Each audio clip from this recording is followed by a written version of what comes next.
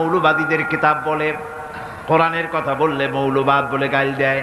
তারা তাদের কপালকে পোড়াইয়া ছাই বানাইয়া দিছে, তাদের তাদের কপাল ভস্মীভূত করে দিয়েছে। আমার দেশে, এই দেশটা কি মুসলমান বেশি না অন্য জাতি বেশি? কোন জোরে কোন? মুসলমান সবচেয়ে। খুব লক্ষ্য করে শোনেন, এই দেশে সবচেয়ে মুসলমান বেশি, ইন্দোনেশিয়ার পরই। পৃথিবীর দ্বিতীয় বৃহত্তম মুসলিম দেশ হলো কোনটা? বাংলাদেশ। এই দেশে ইসলামরে যত গালি দেওয়া হয়েছে, কোরআনকে যত গালি দেওয়া হয়েছে, আলেমদেরকে যত গালি দেওয়া হয়েছে, রাসূলুল্লাহকে যত গালি দেওয়া হয়েছে, ইসলামী আদর্শকে যত গালি দেওয়া হয়েছে, পৃথিবীতে কোন দেশে এইভাবে ইসলামকে গালি দেওয়া কোথাও হয় নাই।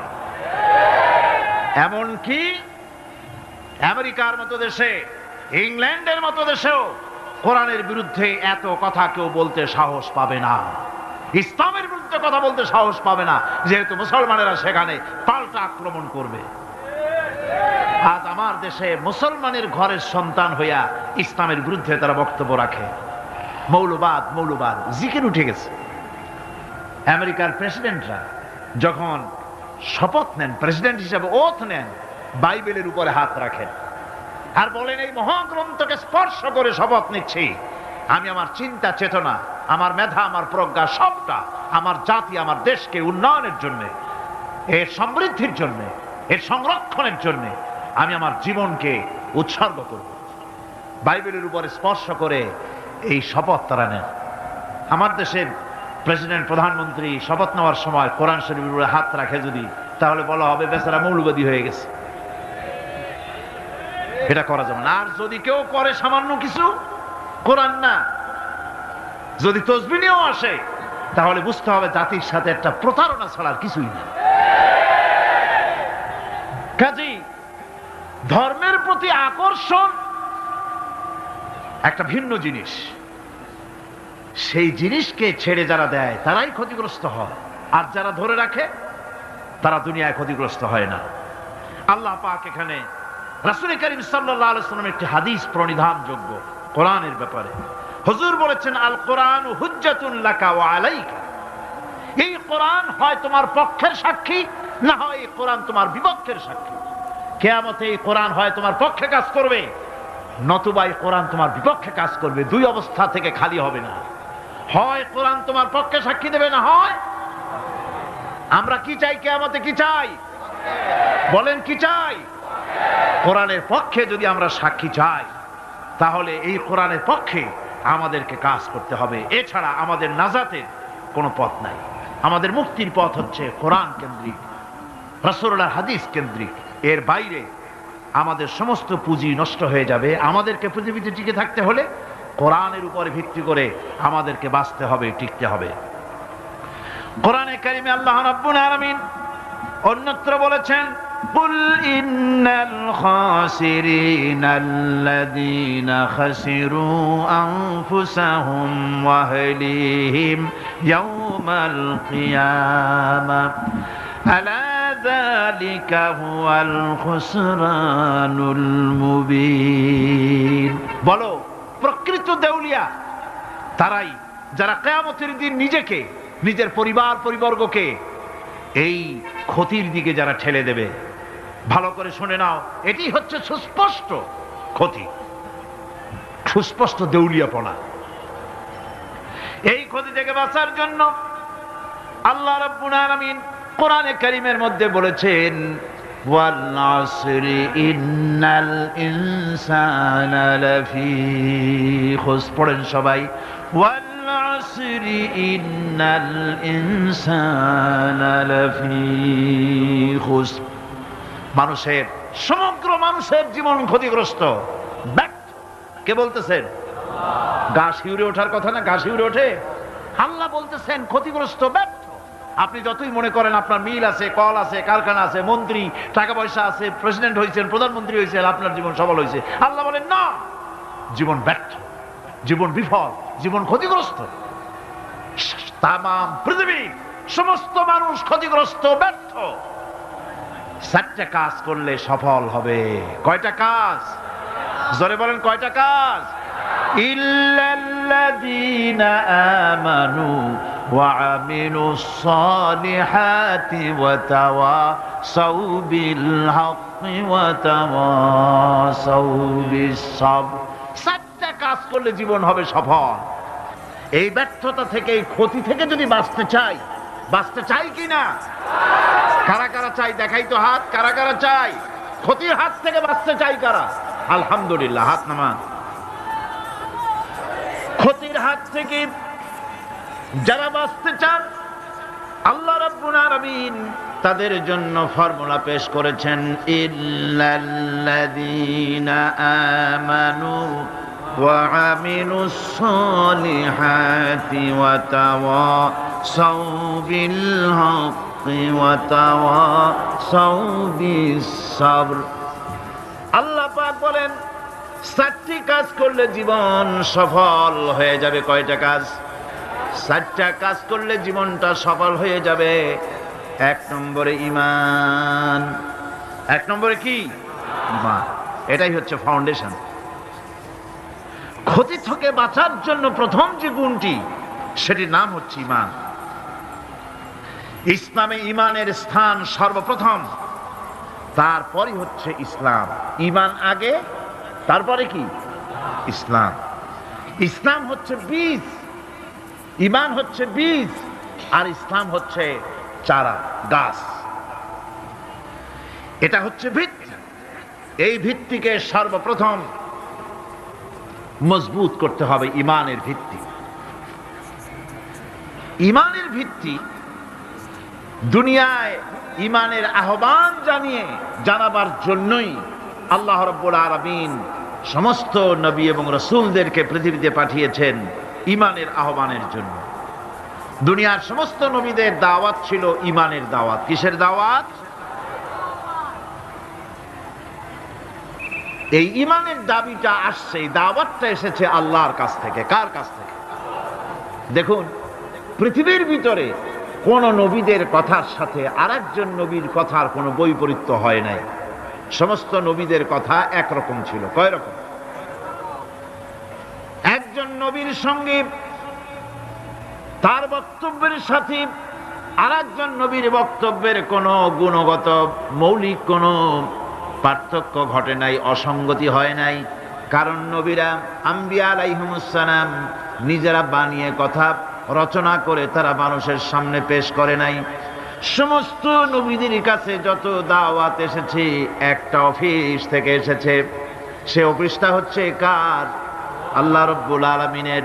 তাই দুনিয়ার সমস্ত পয়গম্বরদের দাওয়াত ছিল না ইলাহা ইল্লাল্লাহ, লা ইলাহা ইল্লাল্লাহ, লা ইলাহা, লা ইলাহা ইল্লাল্লাহু মুহাম্মাদুর রাসূলুল্লাহ। এটাই ছিল সমস্ত নবীদের দাওয়াত। কোরআনে কারীম তার ধারক এবং বাহক সম্পর্কে বলে যে তিনি যে দাওয়াত দিয়েছেন, সে দাওয়াতটা হলো ঈমানের দাওয়াত। আমাদের নবী তিনি এসে যে দাওয়াত দিয়েছেন, সে দাওয়াতটা কিসের? কোরআনে কারীম বলছি, রব্বানা ইন্নানা সামি'না মুনাদিয়ান ইউনাদি লিল ঈমান। হে আমাদের রব, নিশ্চয়ই আমরা এমন একজন আহ্বায়কের আহ্বান শুনেছি, যিনি আমাদেরকে ঈমানের দাওয়াত দিয়েছেন। এমন কোন পয়গম্বর নাই দুনিয়ায় যিনি ঈমানের দাওয়াত দেন নাই। সকলেই ঈমানের দাওয়াত মানুষের সামনে, বিশ্ববাসীর সামনে পেশ করেছেন। কোরআনে হাকিম স্পষ্ট একটা সীমারেখা দুনিয়ার মানুষের সামনে পেশ করে পৃথিবীর মানুষগুলিকে দুটি শ্রেণীতে বিভক্ত করে দিয়েছে। একটি হচ্ছে ঈমান পোষণকারী, আরেকটি হচ্ছে অবিশ্বাসী। একটা ঈমান পোষণকারী আর একটা অবিশ্বাসী। ঈমান পোষণকারীরা সত্যশ্রয়ী, তারা হচ্ছে জ্ঞান এবং নূরের সম্পদে সমৃদ্ধ। আর দ্বিতীয় দলটি হচ্ছে কাফের, জালিম, মূর্খ। তারা হেদায়েতের রাস্তা তাদের জন্য অবরুদ্ধ। কোরআনে কারীম এই দুইটি দল সম্পর্কে উল্লেখ করতেছেন, মাসালুল ফারিকাইনি কাল আ'মা ওয়াল আসাম্মি ওয়াল বাসীরি ওয়াস সামিম হাল ইয়াস্তাবিয়ানি মাসালান আফালা। কোরআন শরীফ বলছে হাল ইয়াস্তাবিয়ানি মাসালান আফালা তাযাক্কারুন। দুইটি শ্রেণীতে আল্লাহ পাক ভাগ করে দিয়েছেন। একটা শ্রেণী হচ্ছে অন্ধ, বোবা, বধির। আরেকটি যারা শুনতে পায়, চোখে দেখতে পায়। এ দুটি কখনো এক নয়, সমান নয়। এ দুটির রাস্তা আলাদা। কাফেরের রাস্তা আর ইমানদারদের রাস্তা সম্পূর্ণ ভিন্ন। আল্লাহ রাব্বুল আলামিন ঈমান এবং কুফরের পার্থক্য বলে দেওয়ার জন্য গোটা মানব জাতির মধ্যে স্পষ্ট করে বলেছেন, লা ইকরাহা ফিদ-দীন ক্বাদ তাবায়্যানার রুশদু মিনাল গায়ব। দ্বীনের ব্যাপারে জোর জবরদস্তি নেই। এখানে হেদায়েতের পথ এবং গোমরাহি, হেদায়েতকে গোমরাহির পথ থেকে সম্পূর্ণ আলাদা করে দেওয়া হয়েছে। লা ইকরাহা ফিদ-দীন, দ্বীনের ব্যাপারে কোনো জোর জবরদস্তি নাই। যারা ধর্মনিরপেক্ষবাদী তারা এই আয়াতটাকে নিজেদের মতবাদকে প্রতিষ্ঠার লক্ষ্যে অনেক সময় কাজে লাগায়। দুটি আয়াতকে তারা বেশি ব্যবহার করে। একটা হচ্ছে লাকুম দীনুকুম ওয়ালিয়া দীন, আর একটা হচ্ছে লা ইকরাহা ফিদ-দীন। এই দুইটি আয়াতকে ধর্মনিরপেক্ষবাদীরা ব্যবহার করে। এই দুটির কোনটি তাদের আদর্শকে বোঝাবার লক্ষ্যে ব্যবহারের কোনো সুযোগ নাই। লা ইকরাহা ফিদ-দীন, ধর্মের ব্যাপারে কোনো বাড়াবাড়ি নাই, জোর জবরদস্তি নাই। এ কথা বলা হয়েছে এই কারণে যে কোন বিধর্মীকে, অমুসলিমকে ভয় দেখিয়ে, লোভ দেখিয়ে অথবা কোন ক্রমে কোন প্রকার চাপ সৃষ্টি করে তাকে মুসলমান বানানো যাবে না। এমনকি সূরা তওবার মধ্যে এসেছে, যুদ্ধ চলাকালীন সময়, জিহাদ চলাকালীন সময় কোন অমুসলিম যদি ইসলাম জানার জন্য তোমাদের তাঁবুতে আসে, তাহলে তুমি তাকে ইসলাম বুঝাও। ইসলাম শোনার পরে যদি মেনে নেয় ভালো কথা, আর যদি না মানে তাকে তার তাঁবু পর্যন্ত ফিরে যেতে চাও, ফিরে যেতে দাও। মাঝপথে তাকে আক্রমণ করা যাবে না। ধর্মের ব্যাপারে কোনো বাড়াবাড়ি নাই। লা ইকরাহা ফিদ-দীন, এর দ্বারা ধর্মনিরপেক্ষতার কোনো কথা বোঝানো হয়নি। আর লাকুম দীনুকুম ওয়ালিয়া দীন, এটা ছিল কাফেরদের সেই বক্তব্যের প্রেক্ষিতে যেখানে কাফেররা বলেছিল মুহাম্মদ সাল্লাল্লাহু আলাইহি ওয়াসাল্লাম, আসুন আমরা এক কাজ করি, সেটা হলো ধর্ম নিয়ে আমাদের মধ্যে যে বাকবিতণ্ডা হচ্ছে, আমরা ধর্মকে 50-50 ভাগ করে নিই। কিছুদিন আমরা গিয়া আপনার আল্লাহরে সেজদা দেই, আর কিছুদিন আপনারা আমাদের মূর্তিগুলিকে প্রণাম করুন। এই প্রস্তাব যখন রাখল, আল্লাহ রাব্বুল আলামিন সূরা কাফিরুন অবতীর্ণ করে দিলেন, কুল ইয়া আইয়ুহাল কাফিরুন লা আ'বুদু মা তা'বুদুন। হে কাফেরেরা, হে অবিশ্বাসীরা, নবী আপনি বলুন, হে অবিশ্বাসীরা, তোমরা যার ইবাদত করো আমরা তার ইবাদত করি না, আবার আমরা যার ইবাদত করি তোমরাও তার ইবাদত করো না। সুতরাং লাকুম দীনুকুম ওয়ালিয়া দীন, সুতরাং তোমাদের দিন তোমাদের জন্য, আমাদের দিন আমাদের জন্য। এখানে নিরপেক্ষতার কথা বলা হয় না, এখানে পক্ষের কথা বলা হয়েছে। কিসের পক্ষ? ধর্মের পক্ষ। কিসের পক্ষ? হিন্দু, খ্রিস্টান, বৌদ্ধ, তোমরা তোমাদের ধর্মের পক্ষে থাকো। মুসলমান, তোমরা তোমাদের ধর্মের পক্ষে থাকো। ধর্মের ব্যাপারে নিরপেক্ষ হওয়ার কোনো সুযোগ নাই। আছে নাকি সুযোগ? আমি পার্লামেন্টে বলেছি এই কথা, যে একটা ধর্মের উপরে বিশ্বাস করে নিজেকে একটা ধর্মের পক্ষের ব্যক্তি হিসাবে ঘোষণা করে কেউ বলছে, দাবি করছে আমি হিন্দু, কেউ বলছে আমি বৌদ্ধ, কেউ বলছে আমি খ্রিস্টান, কেউ বলছে আমি মুসলমান, নিজেকে একটা ধর্মের বিশ্বাসে বিশ্বাসী ঘোষণা করার পর আমি ধর্মনিরপেক্ষ, এই কথাটা মিথ্যা, বানোয়াট, জালিয়াতি, প্রতারণা, মুনাফিক। কোন ধর্মের অনুসারী ব্যক্তি ধর্মনিরপেক্ষ হতে পারে না, কেবলমাত্র নাস্তিক, যারা আল্লাহরে মানে না, আল্লাহকে স্বীকার করে না, ওরা বলতে পারে আমরা ধর্মনিরপেক্ষ, ধর্মের ব্যাপারে আমরা নিরপেক্ষ, গুলো মানি না, বিশ্বাস করি না। কিন্তু যারা ধর্মে মানে, সেদের যে ধর্মেরই হোক না কেন, সে ব্যক্তি ধর্মনিরপেক্ষ যদি দাবি করে, এটা মিথ্যে কথা, এটা মুনাফিকি ছাড়া আর কিছু হতে পারে না। মুসলমানকে, যে কোনো জাতিকে যে ধর্মে আছে ধর্মের পক্ষে থাকার কথাই বলা হয়েছে। এখন আমি বলতেছিলাম ইমানের কথা। ইমান আগে আনতে হবে। ইমান সম্পর্কে আল্লাহ রাব্বুল আলামিন বলতেছেন ইমান হলো আগে, তারপরে ইসলাম।